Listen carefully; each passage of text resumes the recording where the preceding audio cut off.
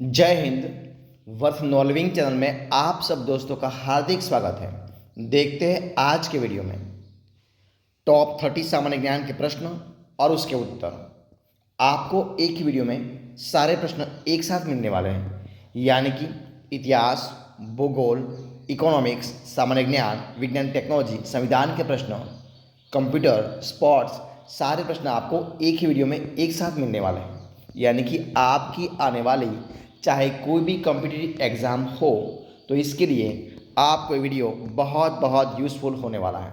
हमारा ये वीडियो है उसका पार्ट है भाग नंबर 85। तो आप इस वीडियो को अंत तक जरूर देखना। आज का वीडियो का सवाल नंबर 1 आपके सामने ये रहा। देखिए क्या सवाल है। सवाल है कि नागरिकों और विदेशियों दोनों को क्या प्राप्त है। तो नागरिकों और विदेशियों दोनों को विधिक अधिकार, कौन सा विधिक अधिकार प्राप्त है। भारतीय संविधान का अनुच्छेद 19 क्या प्रदान करता है। तो भारतीय संविधान का अनुच्छेद 19 छह स्वतंत्रताओं को प्रदान करता है। किसको? 6 स्वतंत्रताओं को प्रदान करता है। अगला सवाल, किसी धर्म विशेष के संवर्धन के लिए करों के भुगतान की अनिवार्यता से मुक्ति की गारंटी कैसे दी गई है। तो वो दी गई है अनुच्छेद नंबर 27 में। किसमें? अनुच्छेद नंबर 27 द्वारा उनके द्वारा दी गई है। अगला सवाल, अल्पसंख्यकों की सुरक्षा पर किस अनुच्छेद में विचार किया गया है। तो अल्पसंख्यकों के हितों की सुरक्षा पर अनुच्छेद नंबर 29 में, किसमें? अनुच्छेद नंबर 29 में विचार किया गया है। अगला सवाल, भारतीय संविधान का कौन सा अनुच्छेद अस्पृश्यता का उन्मूलन करता है। तो भारतीय संविधान का अनुच्छेद नंबर 17, कौन सा? 17 अस्पृश्यता का उन्मूलन करता है। अगला सवाल, कतिपय मौलिक अधिकार किसको नहीं दिए जाते। तो कतिपय मौलिक अधिकार विदेशियों को नहीं दिया जाते हैं। प्रश्न आगे का, भारत में मूल अधिकार किस अधिकार के माध्यम से सुनिश्चित किए गए हैं। तो वो संवैधानिक उपचारों का अधिकार। कौन सा? संवैधानिक उपचारों का अधिकार। अगला सवाल देखिए क्या सवाल है। मत देने का अधिकार किस कोटि से संबंधित है। तो मत देने का अधिकार राजनीतिक अधिकार, किससे? राजनीतिक अधिकार से संबंधित है। अगला सवाल, भारत के संविधान में शामिल राजनीति के निर्देशक सिद्धांतों की अवधारणा किसके संविधान से ली गई थी। तो ली गई थी आयरलैंड से। किससे ली गई थी? आयरलैंड से। अगला सवाल, भारतीय संविधान में राजनीति के निर्देशक सिद्धांत किस देश के संविधान से लिए गए थे।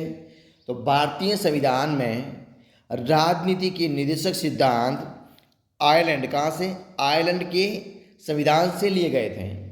अगला सवाल, भारतीय संविधान में शामिल नीति निर्देशक सिद्धांत किसके संविधान से प्रेरित है। तो भारतीय संविधान में शामिल किए गए नीति निर्देशक सिद्धांत आयरलैंड से, किससे? आयरलैंड से संविधान से प्रेरित है। अगला सवाल, भारतीय संविधान का कौन सा अनुच्छेद यह निर्धारित करता है कि राजकीय नीति के निर्देशक सिद्धांत किसी न्यायालय द्वारा लागू नहीं किए जा सकते। तो वो किए जाते हैं अनुच्छेद नंबर 37 के तहत, अनुच्छेद नंबर 37 के अनुसार। अगला सवाल, संविधान का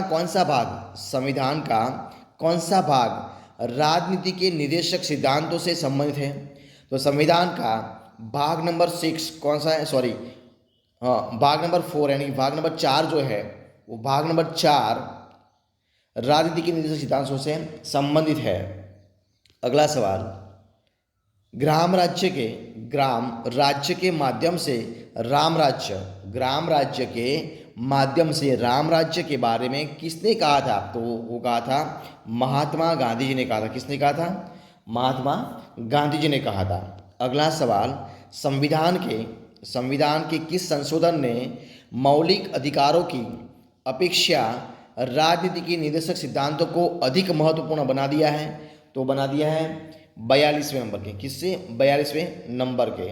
अगला सवाल देखिए क्या सवाल है, संविधान के किस संशोधन से राजनीति के निर्देशक सिद्धांतों को मौलिक अधिकारों पर प्रमुखता की स्थिति मिली है? तो वो मिली है 42वें संशोधन के अनुसार। किससे? 42वें संशोधन के अनुसार। अगला सवाल, भारत के संविधान